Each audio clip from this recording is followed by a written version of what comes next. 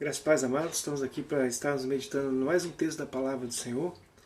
E o texto que nós estaremos falando, o texto do Evangelista João, capítulo 5, do versículo 1 até o versículo 18, tá ok? Vamos ao texto então? Diz assim: a cura de um paralítico. Passadas essas coisas, havia uma festa dos judeus, e Jesus subiu para Jerusalém. Ora, existe ali junto à porta das ovelhas um tanque, chamado em hebraico Betesda, o qual tem 5 pavilhões. Nestes jazia uma multidão de enfermos, cegos, coxos, paralíticos, esperando que se movesse a água, porquanto um anjo descia em certo tempo, agitando-a, e o primeiro que entrava no tanque, uma vez agitada a água, sarava de qualquer doença que tivesse. Estava ali um homem enfermo, havia 38 anos. Jesus, vendo-o deitado, sabendo que estava assim há muito tempo, perguntou-lhe: queres ser curado? Respondeu o enfermo: Senhor, não tenho ninguém que me ponha no tanque quando a água é agitada, pois enquanto eu vou descer, outro antes de mim. Então lhe disse Jesus: levanta-te, toma o teu leito e anda. Imediatamente o homem se viu curado e, tomando o leito, pôs-se a andar. E aquele dia era sábado. Por isso disseram os judeus ao que fora curado: hoje é sábado e não te é lícito carregar leito. Ao que lhe respondeu o mesmo que curou, me disse: toma o teu leito e anda. Perguntou eles: quem é o homem que te disse: toma o teu leito e anda? Mas o que fora curado não sabia quem era, porque Jesus se havia retirado por haver muita gente naquele lugar. Mais tarde Jesus o encontrou no templo e lhe disse: olha, que já está curado, não peques mais, para que não te suceda coisa pior. O homem retirou-se e disse aos judeus que fora Jesus quem o havia curado. E os judeus perseguiram Jesus porque fazia essas coisas no sábado, mas ele lhes disse: meu pai trabalha até agora e eu também. Por isso, pois, os judeus ainda mais procuravam matá-lo, porque não somente violava o sábado, mas também dizia que Deus era o seu próprio pai, fazendo-se igual a Deus. Esse texto é um texto que trabalha alguns pontos importantes, né? O evangelista João registrou esse fato que aconteceu, né, em Jerusalém, basicamente nas dependências do templo, né, basicamente isso, naquela região do templo, né. E o João ele registra esse fato, e esse fato ele chama atenção por alguns aspectos importantes, alguns aspectos bem importantes.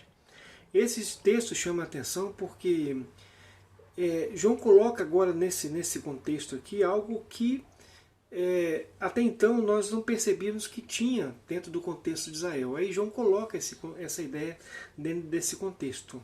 João coloca que havia dentro de Israel uma crendice.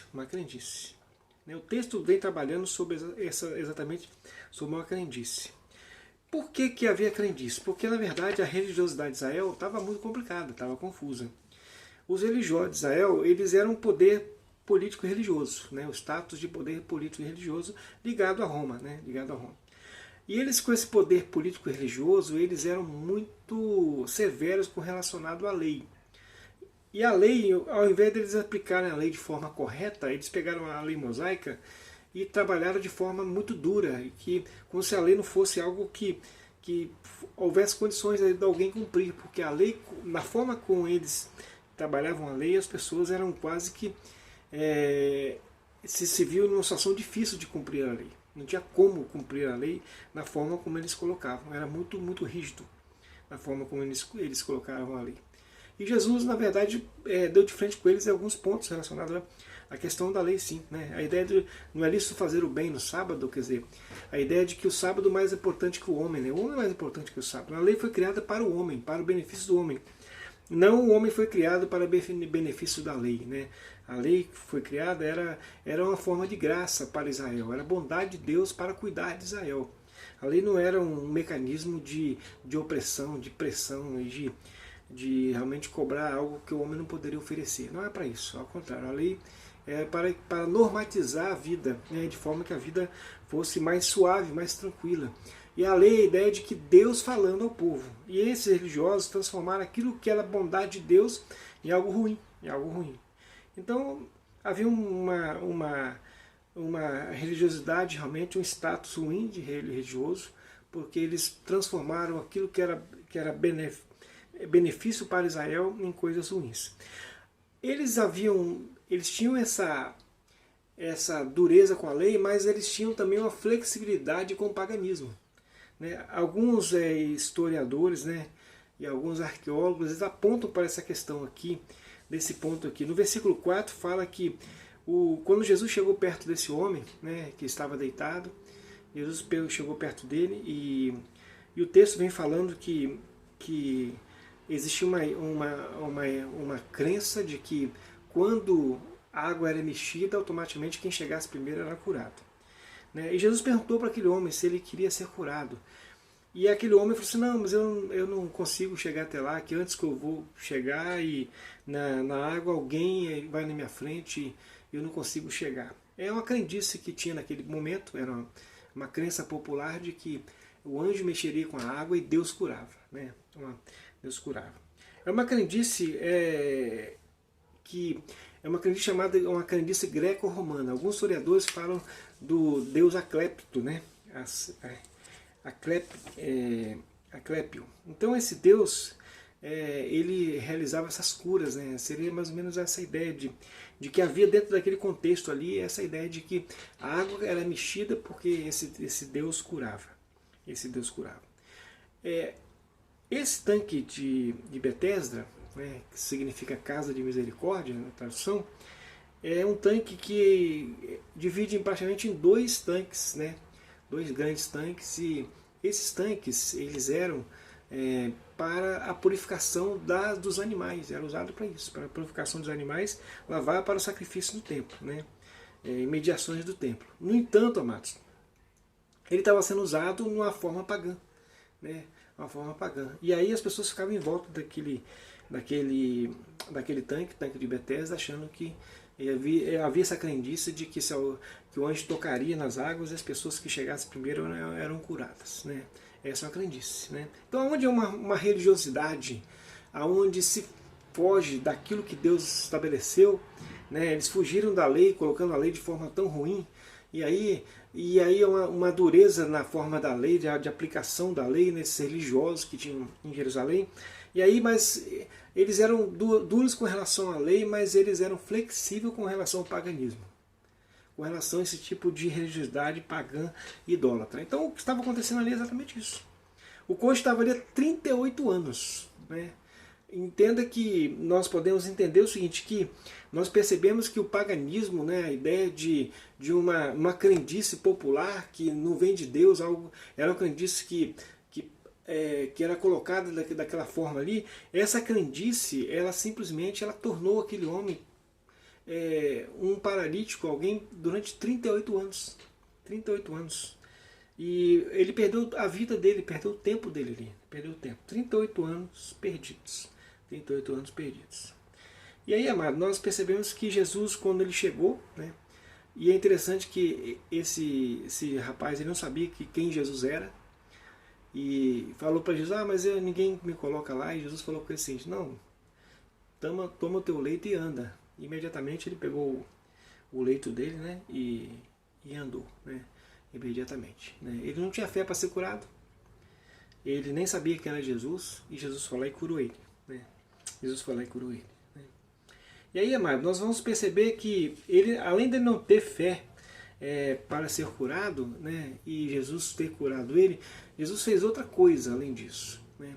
Jesus ele poderia ter curado ele dentro das águas, né, usado, né, esse contexto aí, mas Jesus fez questão de curar ele fora da água, para mostrar exatamente que Jesus ele era Senhor sobre todas as coisas e não compactuava com aquele erro, né, não compactuava com aquela crendice, né, daquele momento, né, daquela lenda que havia em torno daquelas águas ali. Né.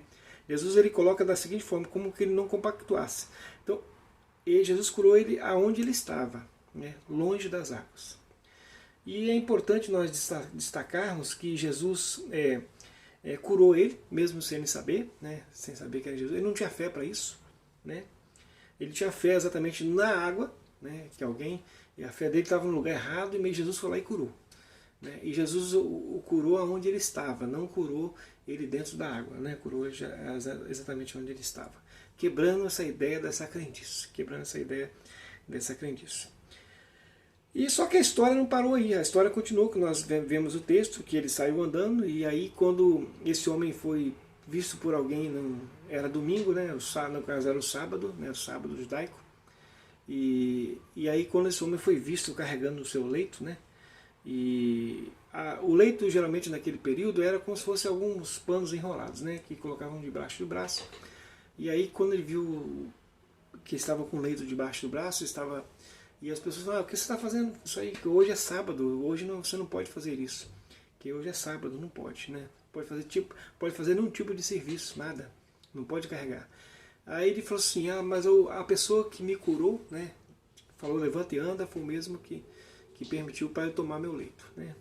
E aí Jesus, ele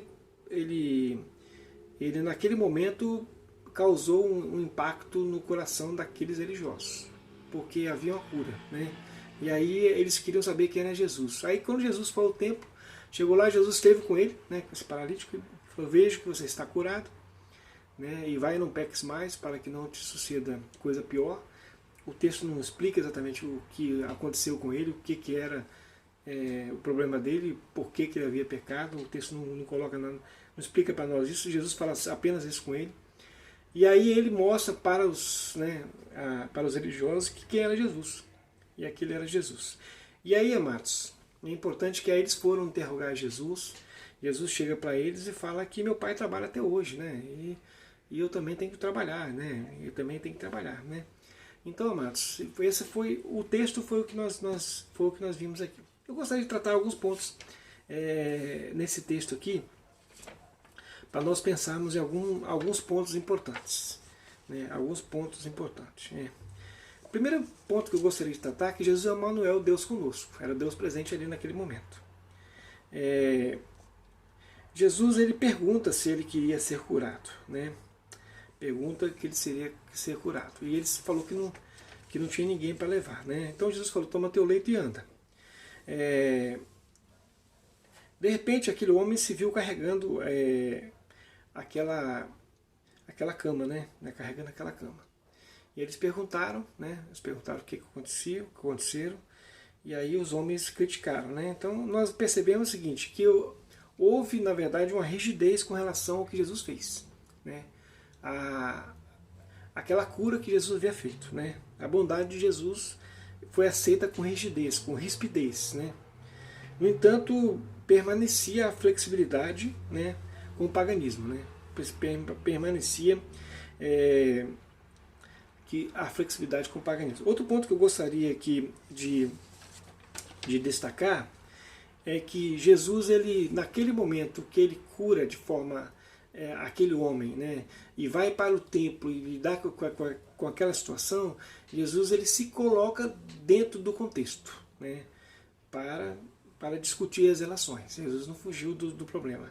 Ele realiza a cura e continua dentro do contexto.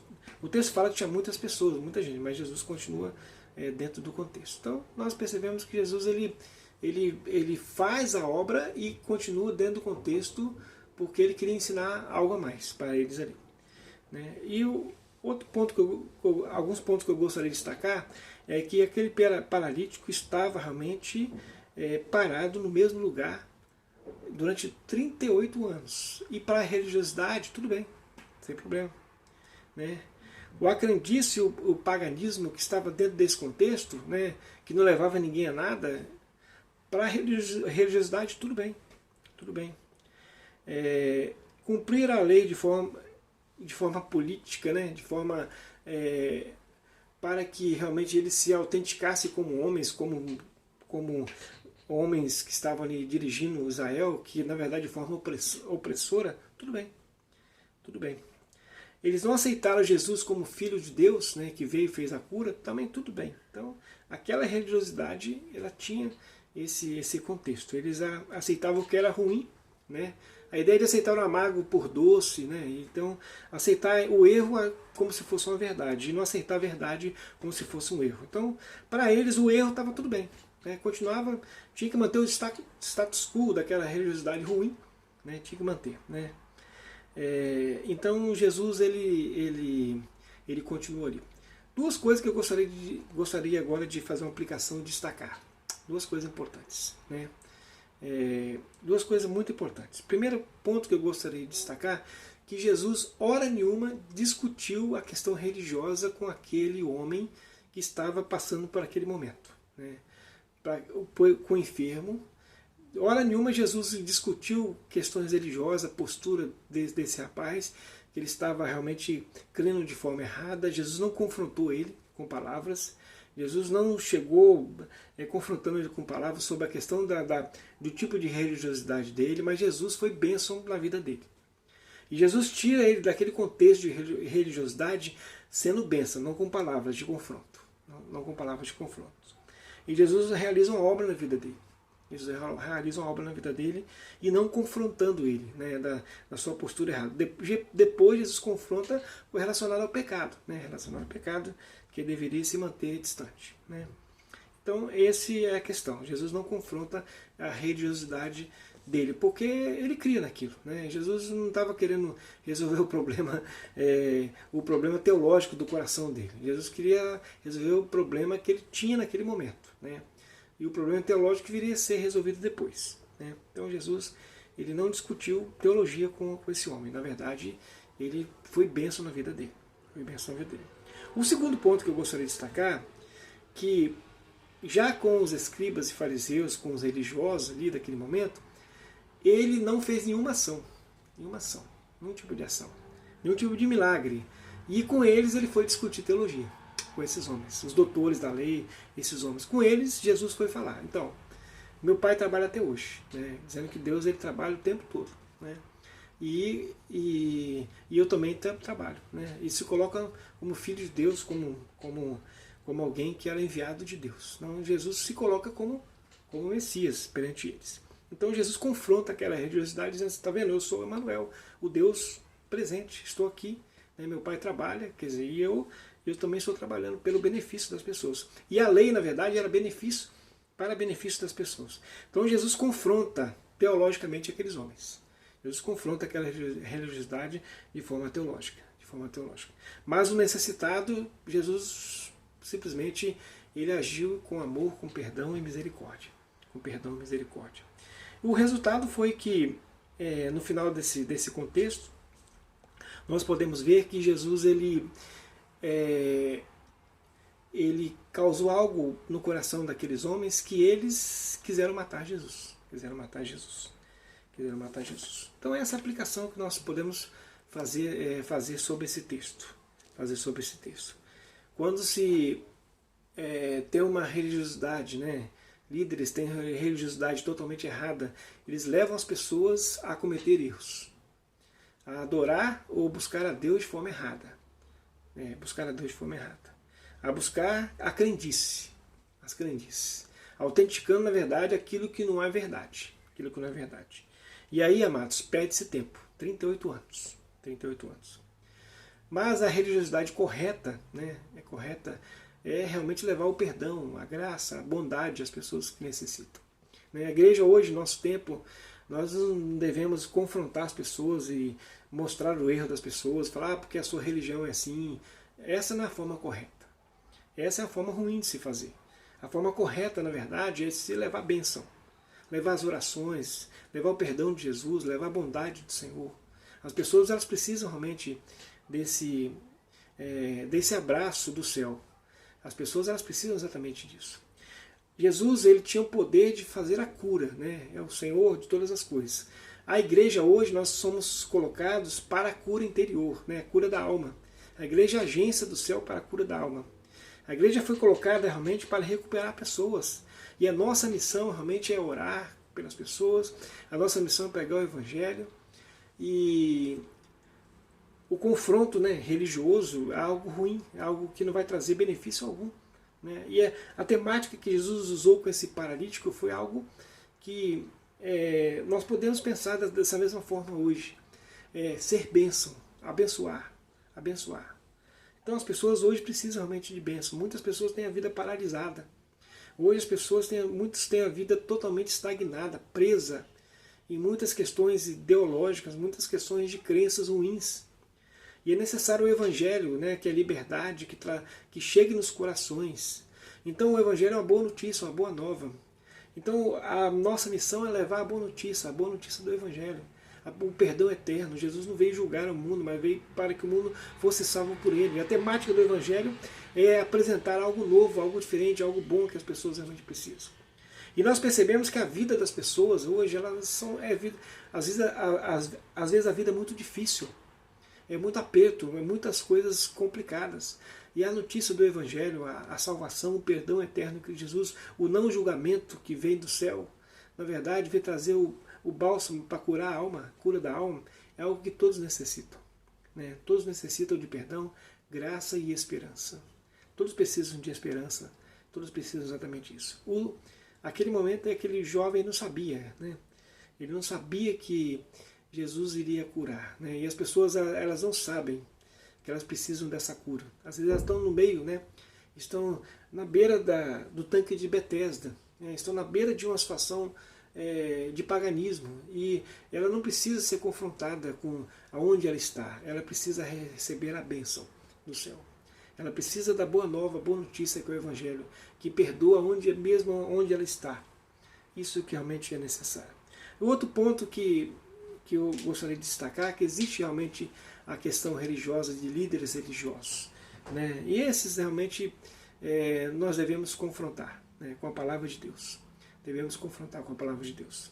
Então, amados, em muitas situações, eu gostaria de dizer o seguinte, que em muitas situações, não espere que haja fé. Não espere que haja fé. Tá? Porque às vezes a pessoa está no paganismo, está dentro de um contexto de crença que realmente não conhece a Deus, então, e não conhece a palavra de Deus, então não espere que haja fé. Espere que haja realmente um distanciamento de Deus e não conhecer a Deus, e nós somos a igreja e devemos pregar o Evangelho para que esse aproximar de Deus, essa reconciliação possa acontecer através da mensagem do Evangelho, da boa notícia com o Evangelho, a salvação em Cristo Jesus. Porque Deus amou o mundo de tal maneira que deu o seu Filho unigênito, para que todo aquele que nele crê não pereça, mas tenha a vida eterna. Porque Deus não veio julgar, né? E veio realmente trazer salvação a todo aquele que crê. Que Deus possa usar nossas vidas, né? Que Deus possa usar as nossas vidas para que sejamos o mensageiro de Deus nesse tempo que nós estamos vivendo hoje, né? Hoje nós estamos no tempo que existem muitas crenças. As pessoas creem em tantas coisas e elas não precisam ser confrontadas por causa da sua crença. Elas precisam de receber algo novo. Precisam receber o Evangelho, a palavra de Deus. Só para exemplificar, o cego de Jericó, quando ele se deparou com Jesus, ele conhecia a palavra de Deus, ele conhecia a Bíblia, ele conhecia a lei dos profetas, e ele gritou: Jesus, filho de Davi, tem compaixão de mim. Então ele sabia que era Jesus, porque conhecia a palavra. E esse homem que estava lá, com certeza não conhecia a palavra, ele conhecia as crendices. Então ele não tinha fé suficiente para isso.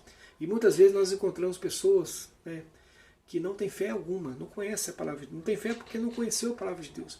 Então quem não conhece a palavra de Deus não tem fé. Não tem fé. A fé correta tem uma fé em qualquer coisa, menos em Deus. Então aquele que conhece a palavra de Deus, é mais fácil de nós falarmos do Evangelho, porque ele começa a entender, as coisas encaixam. Mas quem não conhece a palavra de Deus, automaticamente ele tem dificuldade com a fé, crê em muitas coisas, porque a palavra de Deus não foi revelada, ele não entendeu, não estudou, ele não passou pelo conhecimento da palavra de Deus. Então, amados, não espere fé, onde pessoas ainda não conhecem a palavra de Deus. E saiba que quando as pessoas passarem a conhecer a palavra de Deus, e aí sim, né, é fácil ter fé, é fácil ver a fé, porque a fé vem pelo ouvir e ouvir a palavra de Deus. Então, os escribas e fariseus esconderam, na verdade, a palavra, né, Eles colocavam a lei de forma ruim, né? A palavra vinha de forma ruim, e aí o que tinha naquele momento era uma crendice popular. Uma crença em qualquer coisa, menos em Deus. Menos em Deus. Então aquela geração de Jesus foi uma geração perdida. E eu não sei se a nossa geração é uma geração tão ruim como a de Cristo, né? Porque talvez não conheçam a palavra de Deus. Então, quando nós formos pregar e falar de Jesus, nós temos que entender que não adianta falar sobre a religiosidade deles, que eles já sabem. O importante é falar de Jesus. O importante é mostrar Jesus, mostrar quem é Jesus. Porque talvez eles não conheçam ainda. E precisam conhecer a Jesus. Que Deus possa usar as nossas vidas, né? E que esse exemplo da crendice popular daquela época, daquela crendice que havia, possa falar aos nossos corações e nós possamos ser usados por Deus no nosso tempo hoje, para que sejamos o mensageiro das boas novas de salvação em Cristo Jesus, o nosso Senhor. Que Deus nos abençoe.